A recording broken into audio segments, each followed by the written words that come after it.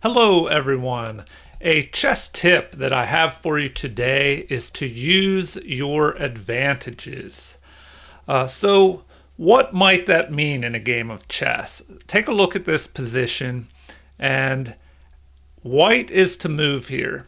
And so how does white win in this position? What advantages does white have here that he can use to win this game? So take a look at this, see what you can figure out. Pause the video if you have to.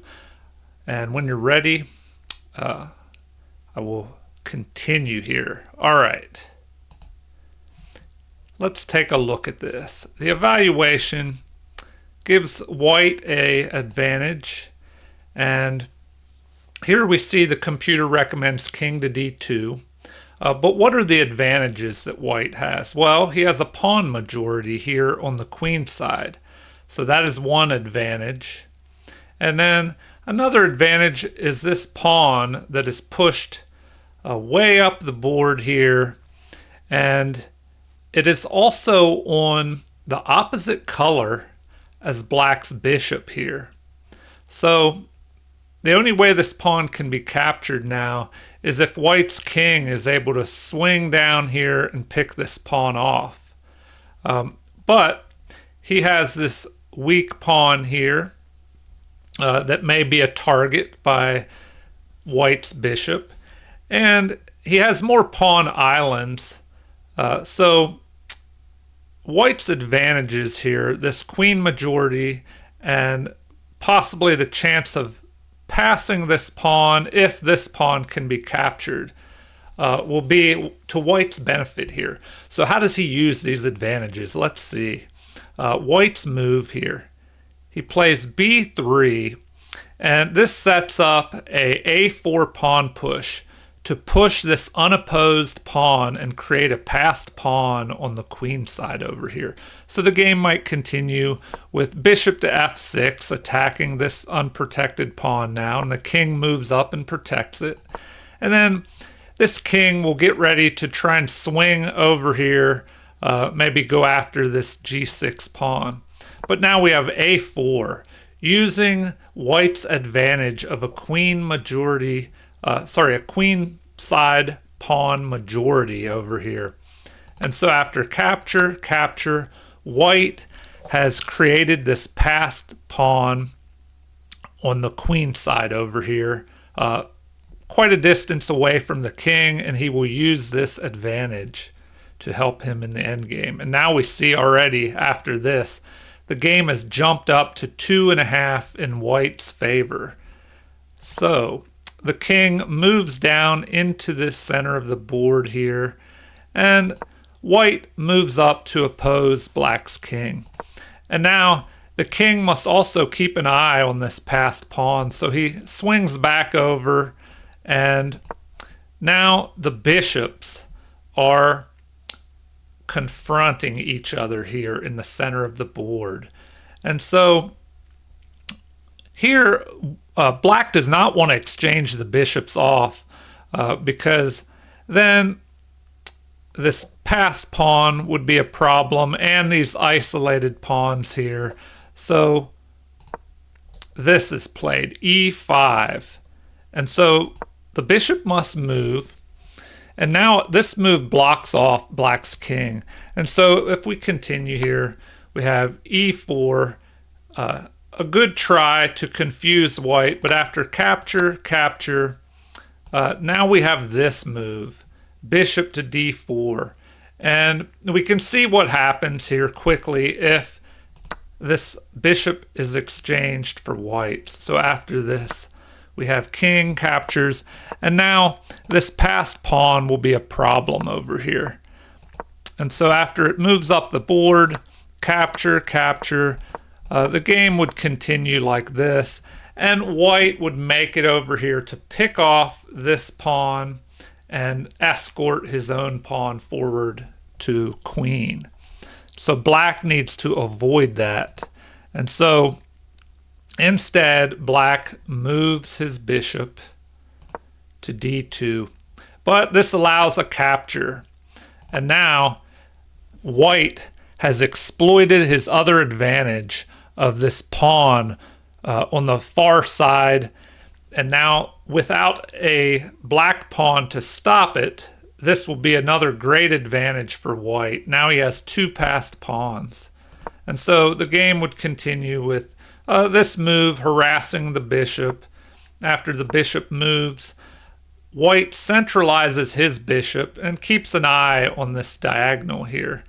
And so black must move here and keep an eye on this pawn to prevent it from promoting. Now, you may think, well, he can just push that pawn and capture the bishop, but then this would occur. The game drastically swings back to a even game after this, and here's why.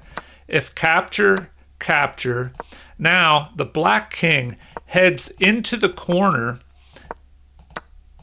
and even if he gives up his pawn, in this position there is no way for white to win this game. And here's why. It's because this bishop only covers the dark squares, and this promoting corner here is a light square. So the king will just stay in these light square, stay in the light squared corner, and the bishop cannot chase it out. So the game may continue with this. And now the king just jumps back in here. And if the king tries to move up, it's a stalemate. If the bishop moves away, the pawn will just be captured and it would be a draw. So white needs to avoid this. And so after this bishop moves to h6, he cannot push this pawn up or it will just be captured. And then he cannot win because of the opposite colored bishop and queening square here. So instead, we have a5 pushing this pawn, and now the king must go over to keep an eye on this pawn and prevent it from queening. And now, after a few more moves, we see here white tries to exchange off the bishops, which would just be winning, of course. And so the exchange is avoided. And then after a few more moves here, we see white's plan is to maneuver his king up here to f7. And from there, he can bring his bishop up to cover this square on g7 that the bishop is using to blockade this g-pawn. And so let's see how white does that. So he just slowly moves up there. Now he is at f7 attacking this bishop. And if the bishop moves down to keep an eye on this diagonal, well, then we have bishop to f8. And then the bishop jumps in here and fights to control this diagonal.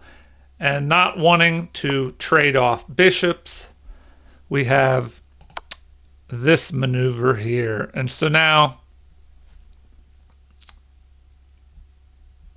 let's see here, one possibility is to try and come back up here. Let's see. Well, first I'll show you this. If we have the capture, then of course the pawn would move forward and we'd have a winning game here.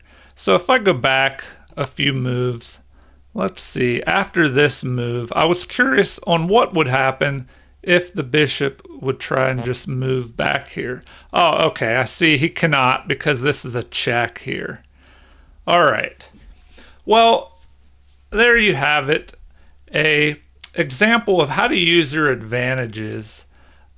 And here white had, if we go back to the beginning, his advantages were a majority of pawns on the queen side here. And this other pawn, which was way up the board, and it was on the opposite colored squares as black's bishop. So the bishop could not do anything about this pawn. Only the king could try and capture it. And so white exploits these two advantages by creating the passed pawn, which distracts the king away to guard this. And as we see, White used his advantages to win and come out on top in the end. So if you enjoyed this video, please like and subscribe, and feel free to leave comments or suggestions. Thank you, and have a great day.